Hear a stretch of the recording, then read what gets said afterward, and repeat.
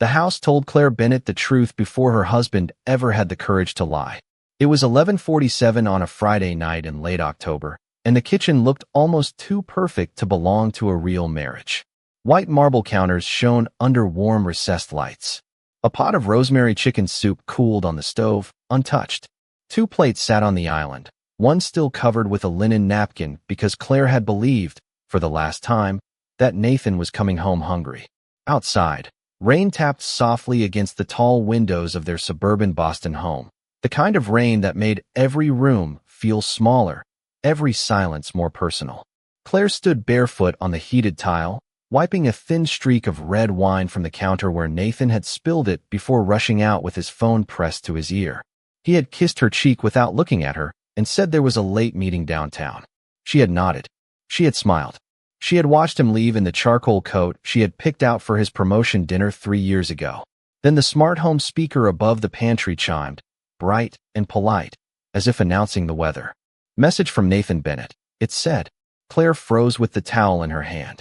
The kitchen became so quiet she could hear the dishwasher humming behind the cabinet door. Then his voice, converted into that flat little digital tone, filled the room. Tonight. One last night with you. Tomorrow I'll send Claire away. The towel slipped from her fingers, but did not fall far. It caught on the brass handle of the drawer, hanging there like a small white flag. Claire did not gasp. She did not reach for her phone. She did not run upstairs to check his closet or open the tracking app he thought she did not know about. She only stared at the speaker, then at the second plate waiting on the island, the one she had kept warm for a man who was already planning how to remove her from the life she had built. For 10 years, this house had carried her fingerprints in places no guest would ever notice. She had chosen the soft gray paint because Nathan said white walls felt too cold. She had replaced the sharp hallway lights with amber ones because he came home from work with headaches. She had learned how he liked his coffee, how his shirts had to be folded, how to seat his investors at dinner so the nervous ones felt important and the powerful ones felt admired. Every inch of the place had been designed around his comfort, but somehow, somewhere, he had started calling it his. Claire slowly lifted the lid from the soup pot. Steam rose into her face, fragrant and useless. She turned off the burner. The tiny blue flame disappeared with a click. Then she walked to the dining room, where 12 framed photographs lined the built-in shelf. Vacations, charity galas, holidays. The wedding picture where Nathan had held her hand like he was afraid to lose her. She looked at that photo the longest. In it, she was 25, smiling beneath a veil, standing beside a man who had promised, "When I make it, we make it." Now he had made it, and she had become the woman who kept the lights warm while he looked for applause somewhere else. Claire reached up and turned the wedding photo face down. The sound it made against the shelf was gentle, almost respectful. Then she returned to the kitchen, folded the napkin from Nathan's untouched plate, and placed it neatly beside the silverware. Her hands were steady now. Too steady. The kind of calm that did not come from forgiveness, but from a door closing somewhere deep inside. Rain ran in silver lines down the glass. The smart speaker stayed silent. The soup cooled. Across town, Nathan was probably laughing under hotel lights, believing he still had a wife waiting inside a beautiful home. Claire looked around the kitchen once more, not as a woman being abandoned, but as someone quietly taking inventory. The marble counters, the antique clock, the hand-woven rug, the framed sketches in the hallway, the life he thought would stay exactly where he left it. Then she picked up her phone and opened a contact she had saved months ago but never called. Elliot Mercer, attorney, property consultant, private. Her thumb hovered for 1 breath, 2, 3. Then she pressed call. When a calm male voice answered, Claire looked at the empty plate across from her and said, softly, "I'm ready." Now, by the time Elliot Mercer answered the phone, Claire had already moved past the question of whether her marriage could be saved. That question had lived inside her for years, quiet and stubborn, hiding under folded laundry, polite dinner smiles, and the soft click of Nathan's key turning in the lock after midnight. It had followed her through every charity brunch where he introduced her as his wife before quickly turning the conversation back to himself. It had sat beside her at company dinners while men in dark suits praised the house, the table settings, the warm lighting, the effortless elegance, never knowing that every inch of beauty around them had come from her hands. Claire had not been born to disappear behind a centerpiece.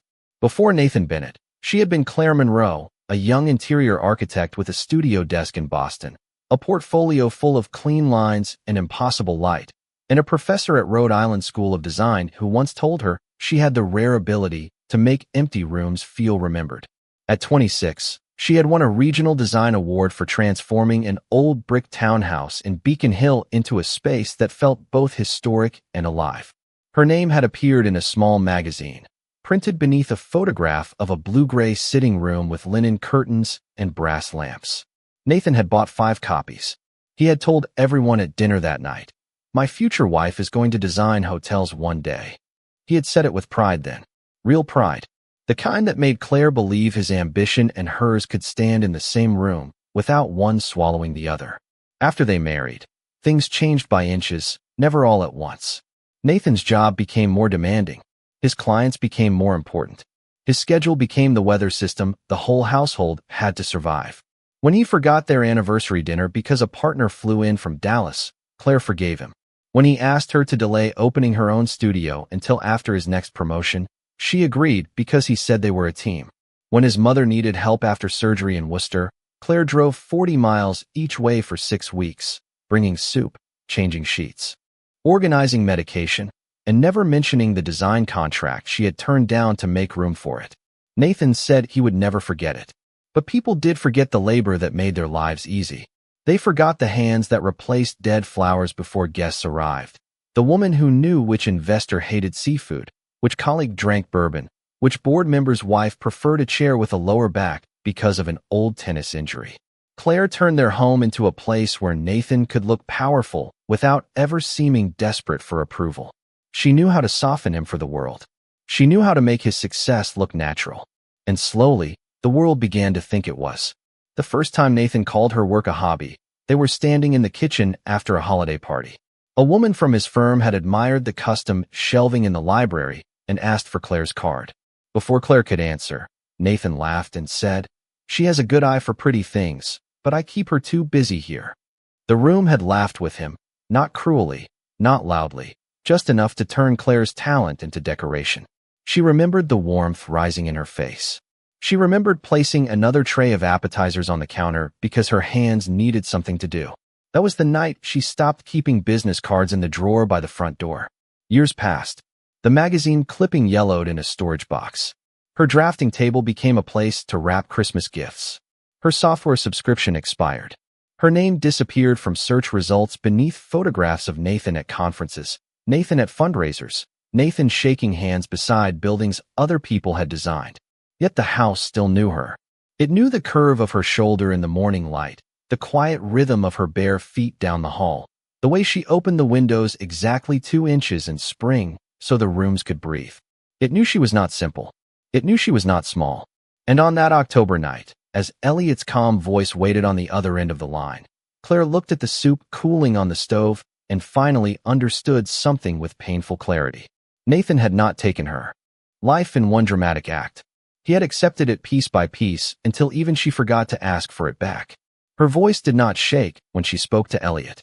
She gave him her maiden name first, Claire Monroe, as if returning a lost item to herself. Then she said, "I need to know what belongs to me." Outside, the rain kept falling over the dark lawn Nathan loved to show off in summer. Inside, the house held its breath. For the first time in years, Claire was not waiting for her husband to come home. She was waiting for herself to arrive. Claire first met Sabrina Vale on a Thursday evening in early spring, 6 months before the rain, before the smart speaker, before Elliot Mercer's name returned to her life like a key found at the bottom of an old drawer. Nathan had called that afternoon from his office and told her he was bringing several people from the company home for drinks after a client presentation. He said it casually, the way a man said something when he assumed the whole house could rearrange itself around him. Claire had been in the library, kneeling beside a stack of fabric samples she had not touched in weeks. Sunlight crossed the hardwood floor in pale gold strips. For one quiet second, she looked at the phone in her hand and thought about saying no. Then she heard herself say, "Of course. What time?" By 7 o'clock, the house looked like a page from a lifestyle magazine. White tulips in a low glass vase. Lemon and thyme chicken on porcelain platters. Small candles placed far enough from the flowers to look effortless, close enough to soften every face in the room. Claire wore a cream sweater, simple trousers, and pearl earrings Nathan had given her on their 5th anniversary, back when gifts still felt like attention instead of apology. The guests arrived in waves of cologne, raincoats, and polished shoes. Nathan came in last with Sabrina beside him. She was younger than Claire by a few years, with smooth blonde hair tucked behind one ear and a red dress sharp enough to turn every head without asking permission. Nathan's hand hovered at the small of Sabrina's back as they crossed the entryway. Not touching, not quite. Just close enough for Claire to notice. Just far enough for Nathan to deny. "Claire," he said, smiling too brightly. "This is Sabrina Vale from marketing. She saved the entire pitch today." Sabrina stepped forward with a glassy smile and looked around the foyer before she looked at Claire. "Your home is beautiful," she said. "So peaceful. I could never just stay home all day, but I understand why someone would." The sentence landed softly, wrapped in manners, but Claire felt its edge. A few people nearby laughed under their breath, not because it was funny, but because they did not know what else to do. Nathan heard it. Claire saw him hear it. His eyes flicked to her face, then away, toward the bar cart, toward safety, toward anything that did not require him to choose his wife in front of a woman who admired him. "Claire has always been good at making things look nice," he said, and poured Sabrina a drink before he poured one for himself. That was all. No correction, no pride, no mention of the award, or the townhouse, or the studio she had nearly opened with money she had saved dollar by dollar before marriage folded her life into his. Claire stood still for a moment, holding a tray of crystal glasses, her fingers balanced beneath the silver handles. The tray was not heavy, but something inside her shifted under its weight. She carried it into the living room and set it down with a calm so precise it almost frightened her. All evening, Sabrina moved through the house like someone touring a property she already imagined owning. She touched the back of the custom linen sofa. She asked where Claire had found the antique mirror. She stood beneath the library lights and told Nathan the room made him look important. He laughed at that, pleased in a boyish way Claire had not seen from him in months. Later, when the others gathered near the fireplace, Sabrina lifted Claire's framed magazine clipping from the shelf. "Is this you?" she asked, tilting it toward the candlelight. Nathan answered before Claire could. "Old stuff. She used to do design before life got busy." Sabrina smiled. "That must be nice, not having to chase anything anymore." Claire looked at the clipping in Sabrina's hand, at her own. Younger face printed beneath the title of an article she once believed would be the beginning of everything. She walked across the room, took the frame gently, and placed it back on the shelf. "Some things wait," she said. Her voice was quiet enough that only Sabrina and Nathan heard it. Sabrina's smile thinned. Nathan cleared his throat and called someone over to see the bourbon collection. The evening continued. Ice clinked. Laughter rose. Rain began outside, light and silver against the windows. Claire moved from room to room, collecting empty plates and half-finished glasses, invisible in the way only a woman can become invisible while holding an entire night together. Near 10 o'clock, she passed the hallway and saw Nathan and Sabrina standing too close beside the coat closet. Sabrina was laughing, her hand resting briefly on Nathan's sleeve. Nathan did not move away. He looked younger in that moment, not happier, just less responsible. Claire did not interrupt. She did not drop the glasses. She did not call his name. She simply turned toward the kitchen, where the warm light waited for her like a witness. That night, after the last guest left and Nathan came upstairs smelling faintly of someone else's perfume, Claire lay beside him in the dark and stared at the ceiling. The house settled around them with its usual soft creaks. Nathan fell asleep easily. Claire did not. She listened to his breathing, measured and careless, and understood that some betrayals did not begin in hotel rooms or late messages. Some began in living rooms, with polite smiles, with a husband who heard another woman make his wife small and chose the comfort of silence. By morning, the tulips had started to bend in the vase. Claire cut 1 inch from each stem, changed the water, and placed them back beneath the window. They looked alive again. She wondered, quietly, what else could be saved if someone finally cared enough to cut away what was rotting. By sunrise, Claire had learned that leaving a life did not begin with suitcases. It began with passwords. It began with quiet folders renamed as recipes, scanned documents tucked inside cloud storage, and a small notebook hidden behind. Old paint swatches in the bottom drawer of her drafting table. After the night Sabrina first walked through her home like a preview of someone else's future, Claire had not confronted Nathan. She had poured his coffee the next morning, placed 2 scrambled eggs on his plate, and listened while he complained about a delayed permit meeting in Cambridge. He never noticed that she no longer sat across from him while he ate. She stood at the sink instead, rinsing a spoon that was already clean, watching the reflection of his face in the dark window above the faucet. He looked comfortable. That was what unsettled her most. Not guilt, not nervousness, comfort. So Claire began with the house, because the house remembered what Nathan had forgotten. In the office beside the mudroom, she opened file boxes labeled with neat handwriting from their early marriage. Mortgage papers, renovation invoices, bank statements, contractor agreements. The original purchase documents were buried beneath warranty cards for appliances Nathan had never learned how to use.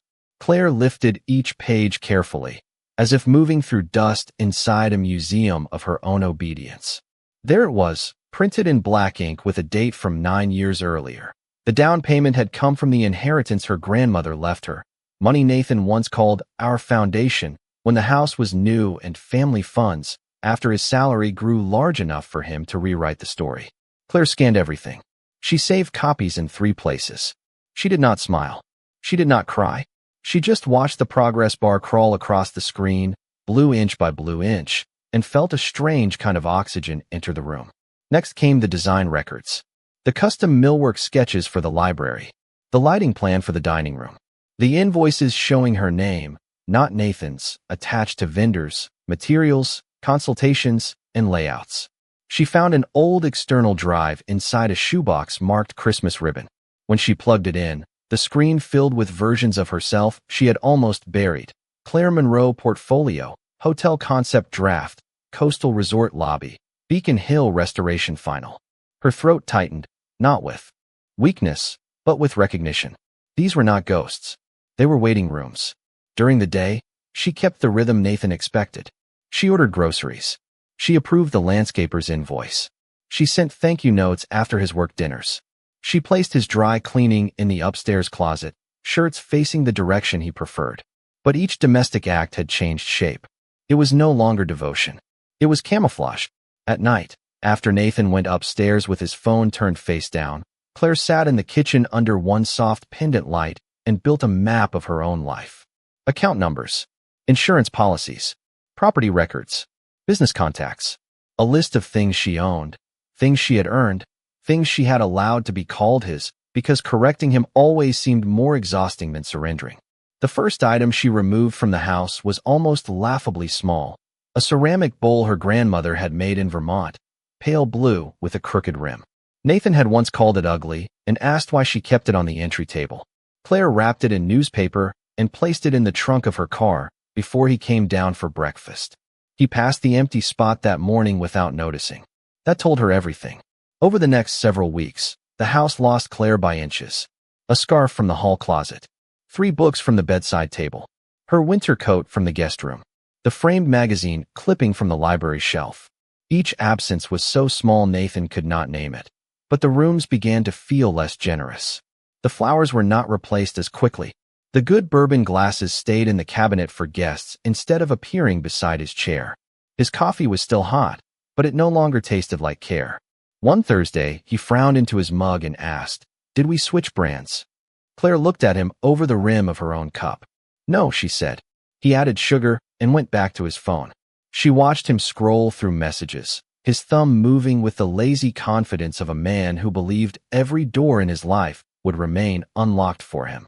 That afternoon, Claire drove 22 miles into Boston and parked in a garage near Federal Street. She wore a navy coat, low heels, and the wedding ring Nathan no longer looked at.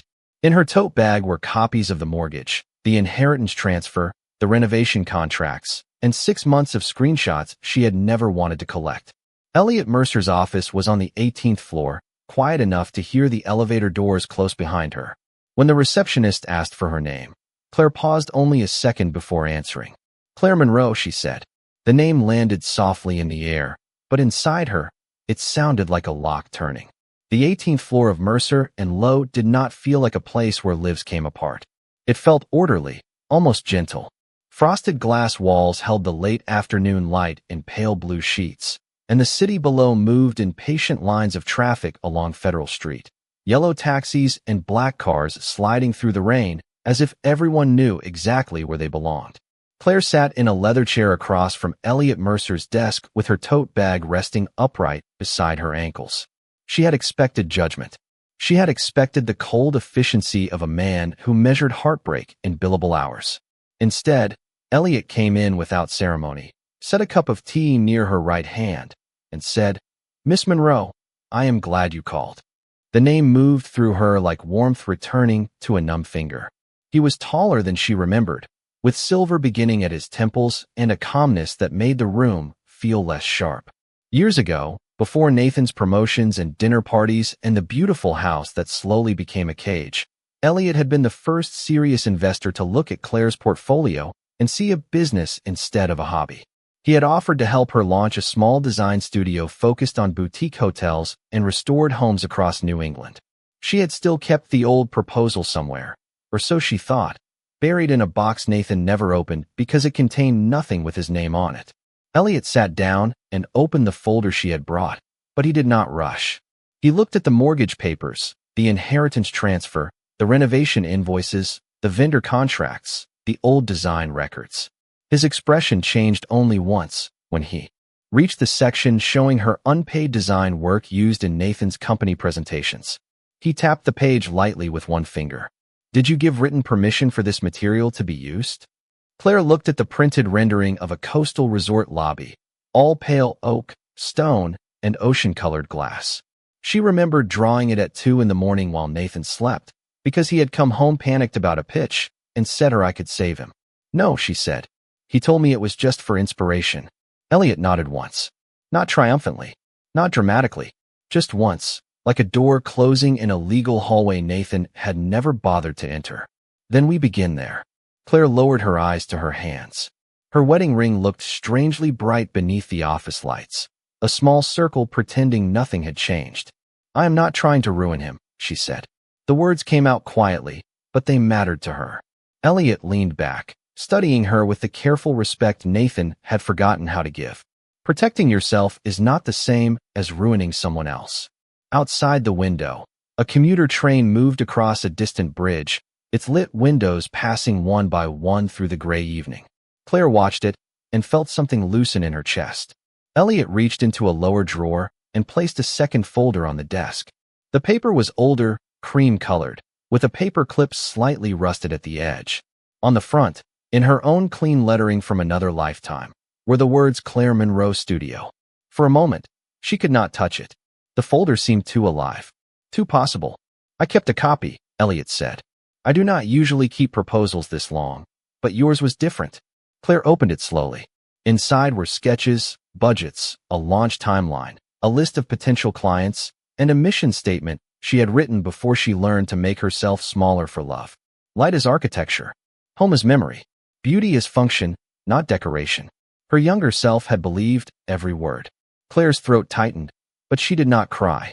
Tears would have been too easy, and this moment was not easy. It was precise. It was almost surgical.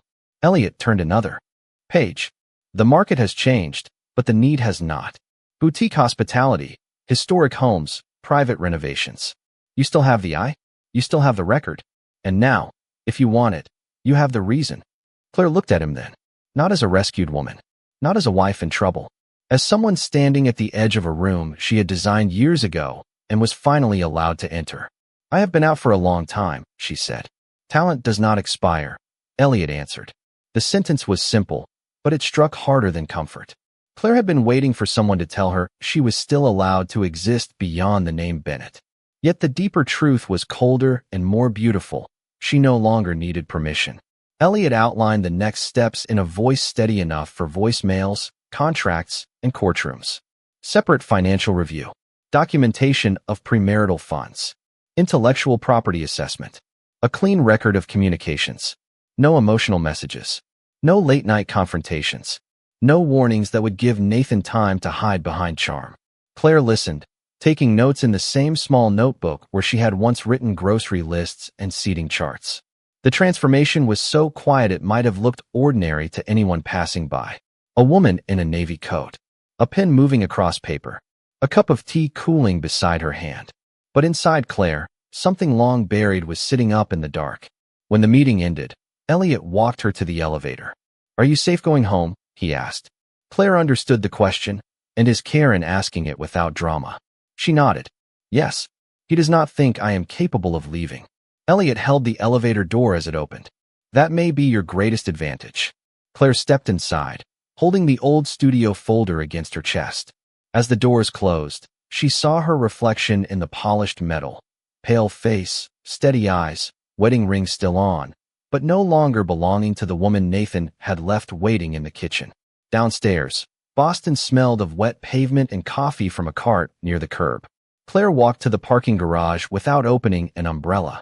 The rain touched her hair, her coat, her face, and for the first time in years, she did not hurry to get out of it. She let the city see her.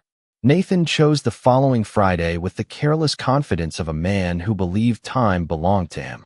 All week, he moved through the house in a brighter mood, humming while he shaved, checking his phone with his back angled away from Claire, leaving the room whenever a message arrived after dinner. He thought secrecy was silence, but Claire had learned that secrecy had a sound. It was the sudden pause in a conversation, the soft turn of a phone screen toward a pocket, the unnecessary detail added to an ordinary sentence. By Wednesday, Nathan had mentioned Chicago 3 times.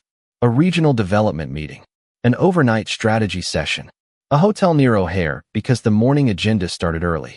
Claire listened each time with the same calm face, pouring coffee, folding a dish towel, cutting a pear into clean white slices at the kitchen island.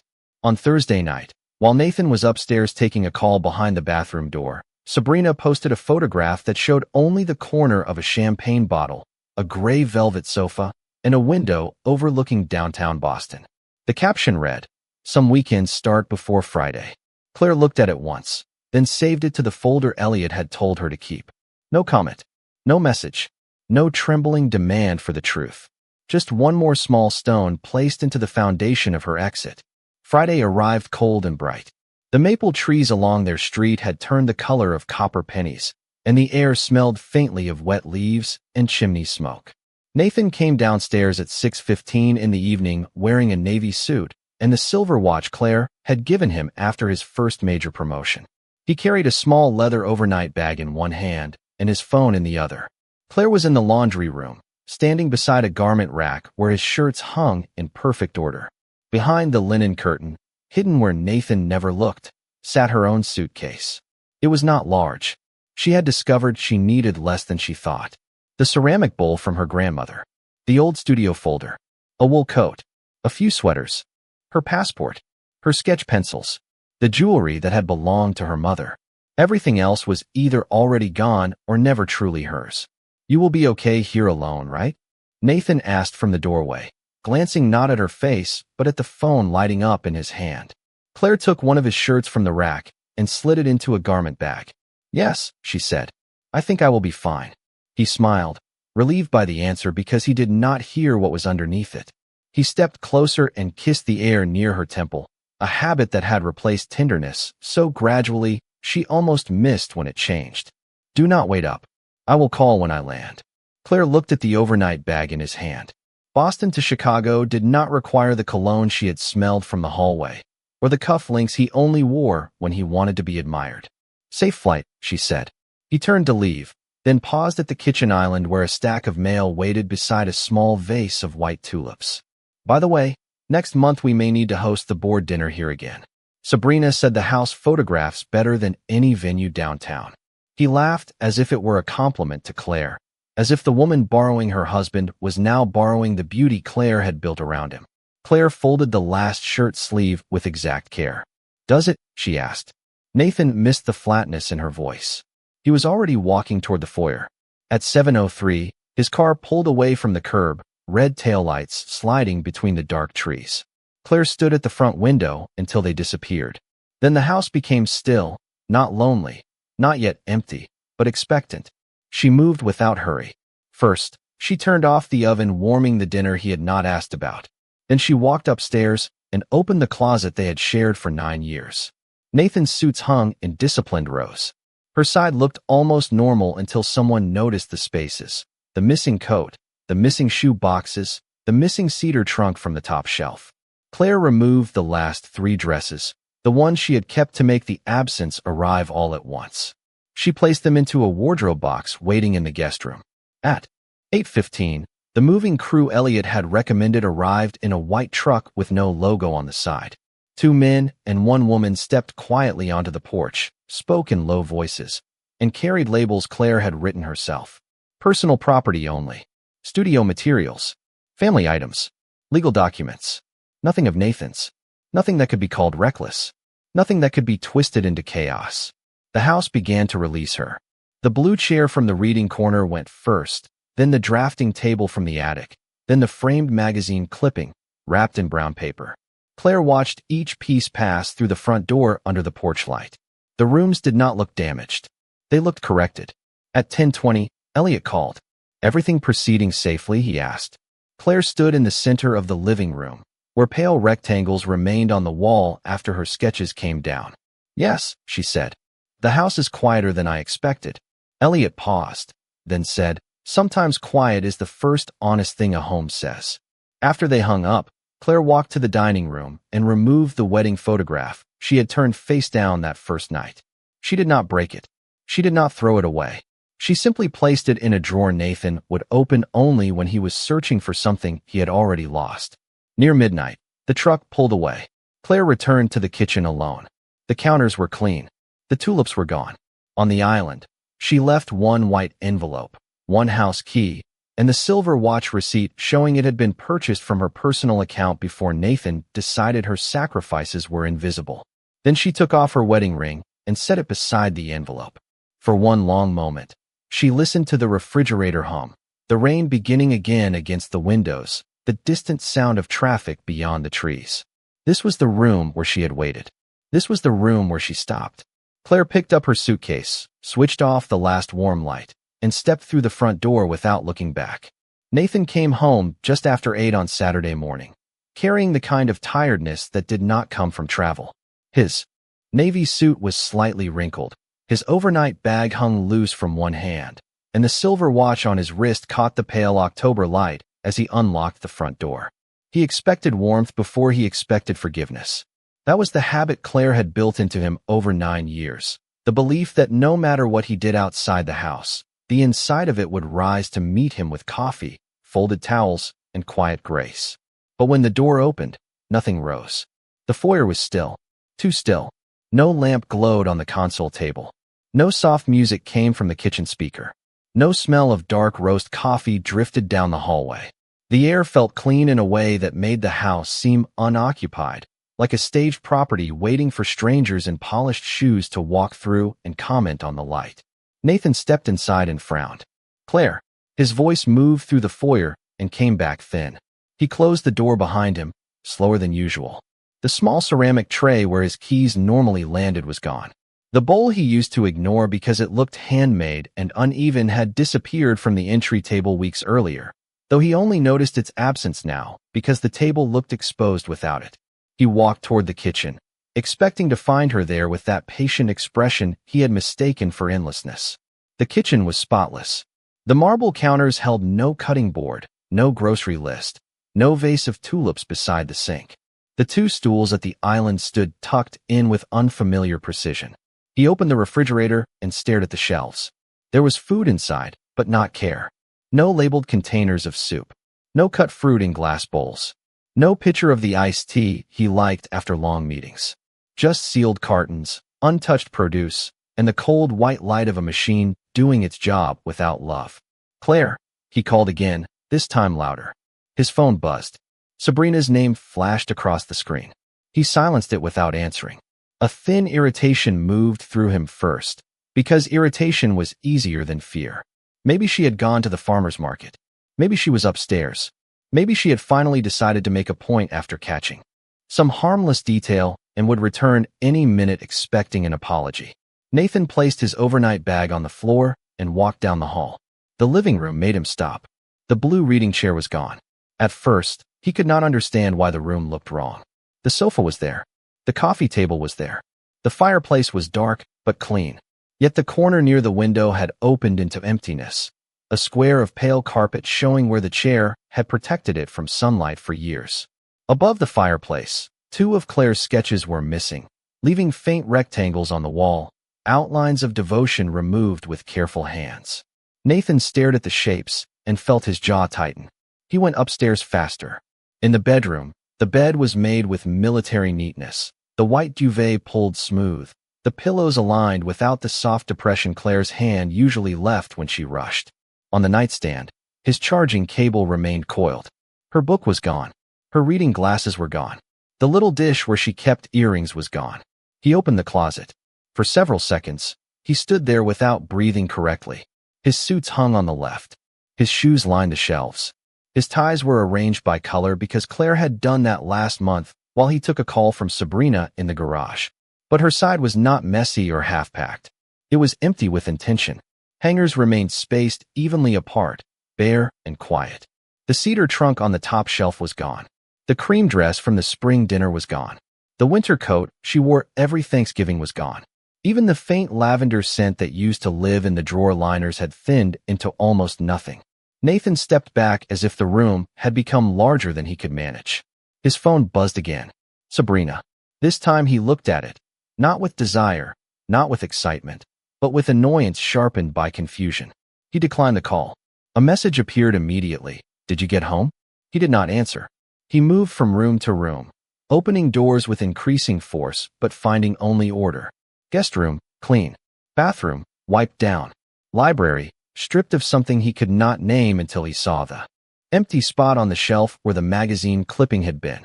The old article. Claire's article. He remembered calling it old stuff at the party. He remembered Sabrina holding it like a joke. A quiet sound left him, not quite a laugh, not quite disbelief. Downstairs, the house seemed to listen as he returned to the kitchen. That was when he saw the envelope. It sat in the center of the island where his dinner plate had waited the night before. Beside it lay one house key, one ring, and the receipt for the silver watch he was still wearing. Nathan looked at his wrist, then at the paper, and something cold moved behind his ribs. For the first time all morning, he did not call her name. He reached for the envelope, but his fingers stopped just above it. The silence around him had changed. It was no longer empty. It was answer enough. Nathan opened the envelope as if it might still contain something negotiable. The paper inside was thick, expensive, and folded with the same care Claire used to give his dinner napkins. At the top was a letter from Mercer and Lowe, and beneath it, a clean stack of documents that turned the beautiful silence of the house into language he could not charm, dismiss, or laugh away. Petition for divorce. Notice of temporary financial separation. Documentation of premarital inheritance used for the original down payment. A formal request for accounting on shared accounts. A list of personal property removed, dated and itemized. Every piece marked as belonging to Claire before the marriage or purchased from her separate funds. Nathan read the first page twice, then a third time, because the words seemed too calm for the size of what they were doing to him. He looked around the kitchen, suddenly aware that nothing had been broken, nothing stolen, nothing dramatic enough for him to call cruel. That was what made it worse. Claire had not left chaos. She had left evidence. His phone buzzed again against the marble. Sabrina's message appeared across the screen. You are being weird. Is everything fine? Nathan stared at it until the screen went dark. Fine. The word felt ridiculous inside the empty kitchen. He reached for the next document and found copies of emails from 3 years earlier, messages he had sent to Claire near midnight, asking her to clean up the lobby concepts for a coastal resort presentation because the design team was missing warmth. He remembered that night. He had come home anxious, loosened his tie, and found Claire sketching by the kitchen window. He had kissed the top of her head, called her brilliant, and promised it was only for internal use. He had taken the files the next morning and watched a room full of executives admire the exact atmosphere he could never create himself. Now the pages in front of him carried phrases like intellectual property, unauthorized use, creative ownership, and formal withdrawal of permission. Nathan sat down slowly on one of the island stools. The metal legs made a small scrape against the tile, too loud in the quiet. He told himself it was fixable. Everything was fixable if you understood the room. He understood boardrooms, investors, crisis calls, reputation management. He could call Claire. He could sound wounded but reasonable. He could say they needed to talk privately, that lawyers were unnecessary, that she was overreacting to a misunderstanding. He picked up his phone and called her. It rang once, then went to voicemail. He called again. Voicemail. A third time. Nothing. A new message appeared, not from Claire, but from his assistant at Bennett Harbor Development. Nathan, urgent. Legal received notice regarding the resort visuals. Please call. He felt heat climb his neck. The resort. The promotion. The board dinner. The future he had already pictured with his name printed larger on the glass door of his office. He dialed his assistant, and she answered before the first ring finished. Her voice was tight with professional panic. The Mercer firm had sent a formal notice to the company's general counsel early that morning. Any promotional materials containing Claire Monroe's design concepts had to be suspended until ownership and licensing were resolved. The presentation deck for Monday's investor meeting had been pulled from circulation. The board wanted an explanation by noon. Nathan stood up so quickly the stool shifted behind him. That is impossible, he said, but his voice did not sound like his own. His assistant paused. There is more. Elliot Mercer's office attached dated drafts, invoices, and metadata. It looks complete. Complete. Claire had always been thorough. He had praised that trait when it served him, when dinner ran perfectly, when his shirts appeared pressed, when she remembered the name of a client's daughter and saved an evening from becoming awkward. He had not imagined that same quiet precision could one day stand across from him wearing a lawyer's letterhead. Sabrina called again. This time he answered, not because he wanted to hear her voice, but because noise felt better than the house. Finally, she said, what is going on? Nathan looked at the ring on the island, small and bright beside the envelope. Claire left, he said. There was a pause. Not concern. Calculation. Left for where? I do not know. Another pause. Then Sabrina's voice lowered. Is this going to affect Monday? Nathan closed his eyes. There it was, clean as glass. Not are you all right? Not what happened. Monday. The meeting. The shine. The thing she had wanted beside him. He looked toward the living room, at the pale, empty square where Claire's chair had been, and saw with sudden clarity how much of his life had been held together by someone who never asked to be seen holding it. The house did not accuse him. It did not need to. Every blank wall, every missing flower, every drawer that no longer smelled faintly of lavender had become a witness. After Sabrina hung up, Nathan remained in the kitchen with the papers spread before him like a map of consequences. Near the bottom of the stack was one final page, written in Claire's hand. Not a love letter. Not a goodbye that begged to be understood. Just one sentence, centered in the white space with terrible grace. I did not empty your life, Nathan. I only removed what was mine. He read it once. Then the smart home system clicked softly above the pantry and shut off the scheduled morning lights Claire had programmed years ago. The kitchen fell into natural gray daylight. For the first time, Nathan saw the house exactly as it was without her, expensive, silent, and unable to comfort him. 1 week later, the ballroom at the Seaport Hotel glittered as if nothing in the world could fall apart under enough crystal light. Tall windows looked out toward Boston Harbor, where the water moved black and silver beneath the November sky. Waiters crossed the room with trays of sparkling cider and champagne. Developers, investors, architects, and board members stood in polished circles, laughing in the careful way people laughed when everyone was measuring everyone else.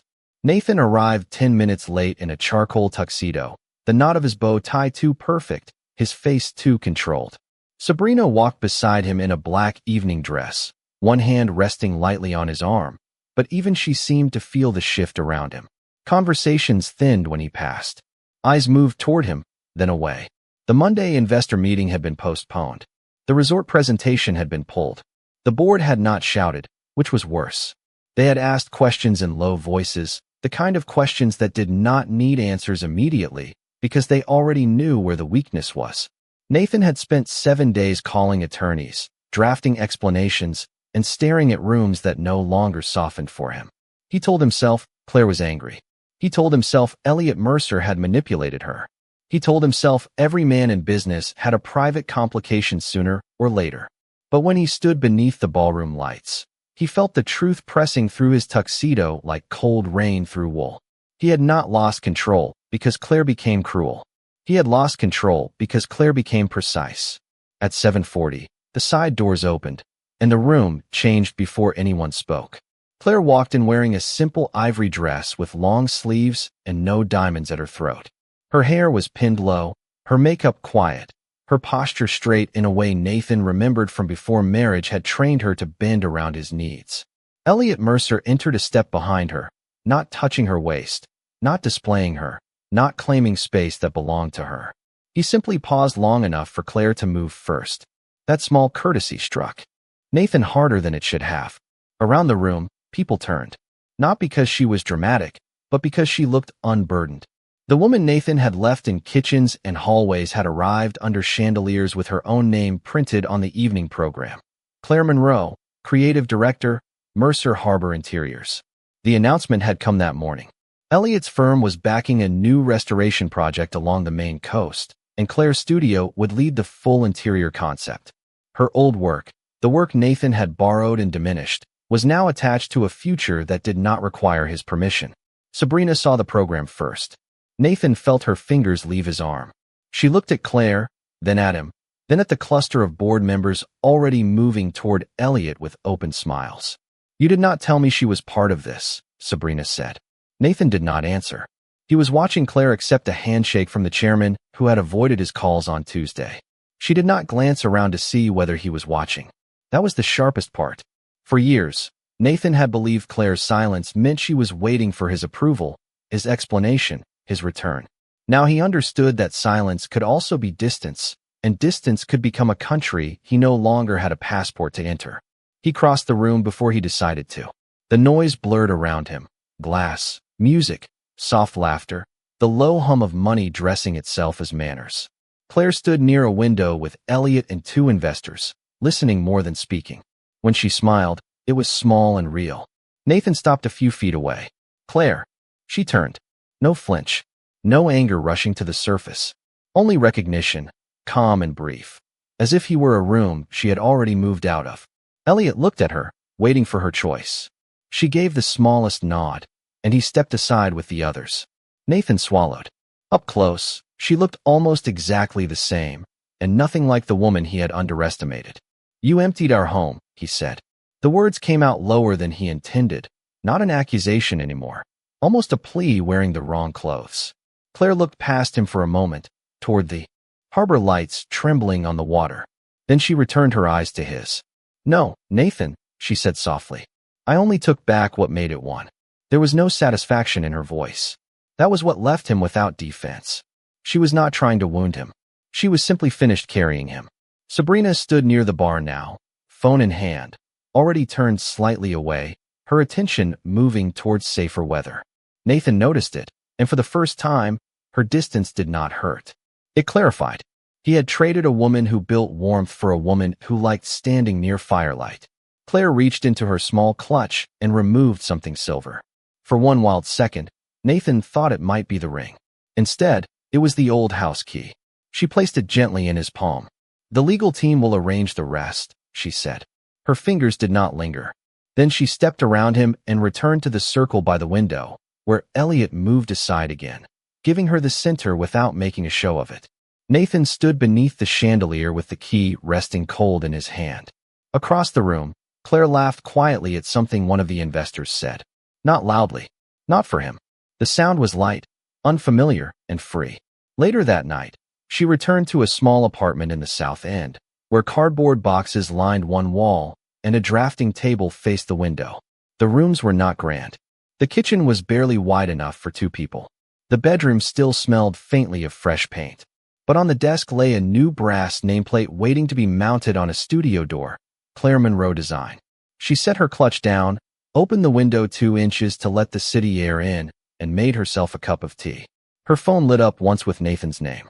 She watched it glow against the wood, then turned it face down without touching the call. Outside, Boston moved on in headlights and rain-slick streets. Claire sat at the drafting table, picked up a pencil, and drew the first line of a room that belonged to no one but her.